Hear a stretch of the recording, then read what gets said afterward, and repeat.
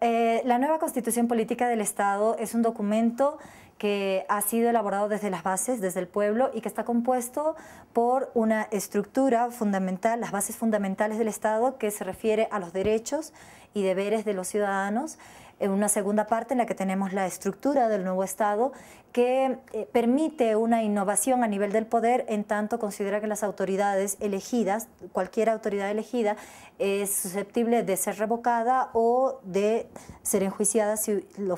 amerita el caso. No tienen inmunidad. Y posteriormente tenemos un sector del tema económico, ¿no?, que releva mucho el tema de cómo se organiza la economía al interior de la República y cómo se puede apoyar al crecimiento de esta economía, tanto en micro y pequeños productores y empresarios, así como también el respeto hacia la propiedad privada, hacia las empresas privadas. Tenemos una parte, también un sector cuarto del tema de tierra y territorio, y un último que es el que se refiere a la jerarquía normativa. Esta última toca el tema de que la Constitución sería la Carta Magna, la Carta Fundamental, estaría en el primer lugar en tanto aplicación de leyes aquí en el país. Y después vendrían normas y leyes a nivel internacional que no contravengan con el espíritu de la Constitución. En ese sentido tenemos también el tema que ha levantado mucho debate, y es el tema de la tierra. En una comisión donde se tocaba este tema entre fuerzas de oposición y fuerzas del oficialismo, no se pudo llegar a un consenso, que era justamente sobre el tema de la propiedad privada. El tema es que la oposición se manifestaba a favor de si anulaban el latifundio, se manifestaba a favor de que se les indemnizara a aquellos a quienes se les tuviera que retirar unas hectáreas de tierra, a quienes el Estado tuviera que intervenir para evitar esta acumulación de tierras que se ha venido dando durante los últimos gobiernos. Lo que se tenía que hacer era una investigación a fondo de cómo estas familias, porque fueron unas cuantas familias, habían recibido las dotaciones de tierra que durante el gobierno de Banzer y durante el gobierno de Paz Zamora fueron entregadas en grandes cantidades. Hablamos de 5 dotaciones a más en el Beni y en la ciudad de La Paz, Santa Cruz principalmente, de 5.000 hectáreas a más. Entonces, el oficialismo, los constituyentes del oficialismo se manifestaban a favor de que se hiciera una investigación de estas tierras como fueron adjudicadas y que en todo caso se sancionara aquellas que no habían sido dentro de los términos legales.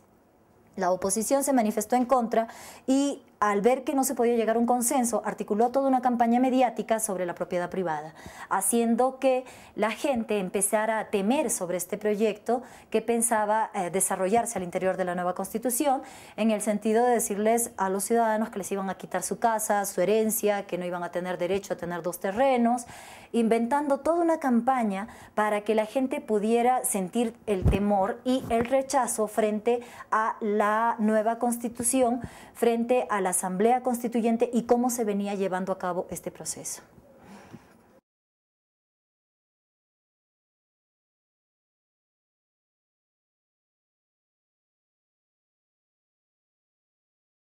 Bueno, hemos visto que después del 4 de mayo, que era muy mentado en los medios de comunicación, se hablaba mucho de que llega el 4 de mayo, inmediatamente Santa Cruz puede ejercer su autonomía. Cuando se realiza esta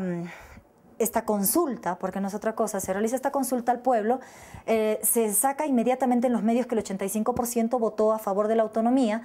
pero no se indica que, sumados los votos nulos y los votos blancos, es prácticamente el 50% que se manifiesta en contra. Sin embargo, lo que se empieza a generar es un desgaste que empieza a ser mucho más violento a medida que pasan los días y que se acerca la fecha del referéndum, y es que Tarija saca su estatuto, ¿no? Hacen la consulta, Beni también hace la consulta, Pando también hace la consulta, y en todas ellas la campaña mediática es muy fuerte en los medios. Sin embargo, dentro de esto, cuando terminan de hacer los estatutos, como que dicen, bueno, ¿y ahora qué? Entonces vemos durante todo este espacio una impunidad total con la gente que conforma los grupos de choque de la juventud cruceñista y que es trasladada con un dinero, no se sabe de dónde, se imagina de las prefecturas, con un dinero hacia Tarija y se traslada justo a todas estas ciudades en donde se están organizando los estatutos autonómicos. Tenemos también que el Comité Cívico de Santa Cruz, una vez posesionado con el Estatuto Autonómico de Santa Cruz, intenta más bien empezar a negociar a nivel internacional con otros países para poder hacer exportación e importación como si fuera una pequeña república. Y frente a esta situación, los otros gobiernos les responden y les indican no podemos negociar con ustedes porque nosotros negociamos directamente con el gobierno. No podemos hacer acuerdos con un departamento. Después, el último intento que se hace es a través de la Federación Internacional de Derechos Humanos, a la que envía Branko Marinkovic una carta indicando que justamente pues, aquí en el país se vive una situación de dictadura y que no hay democracia. Sin embargo, este organismo le responde y le indica que bueno, tienen el conocimiento de cómo se han desarrollado las cosas aquí en el país y que no le brindan su apoyo definitivamente. Frente a eso, lo que queda es necesariamente articular a través de estatutos autonómicos y generar toda una campaña. Con eso se intenta desviar un poco la atención de la gente y se apela también a la demanda de la COP, se apela también a la demanda de los discapacitados para generar un clima de mayor violencia antes, ya casi días antes del referéndum. Sin embargo, si analizamos ambas demandas, como que tendríamos que sentarnos un poquito para poder analizar bien hasta qué punto estas demandas realmente le convienen, porque curiosamente las demandas que hace la COP es que no se toque el IDH de las prefecturas, pero que se haga un bolso donde se pueda, producto de del fondo de las AFPs, el fondo de pensiones, ¿no? Que se genere de ahí un fondo para solventar, para sustentar lo que va a ser la renta vitalicia. No quieren que se llame renta dignidad. Sin embargo, en términos prácticos, este fondo solo alcanzaría a ser sostenible por 5 años. Es algo que va contra el interés del pueblo. Curiosamente, esta campaña termina también y tristemente con la muerte de 2 mineros muy jóvenes. Pero es ahí cuando la COP decide negociar ya con el gobierno y bueno, pues entra una tregua de 45 días. En cuanto a la demanda de los discapacitados, es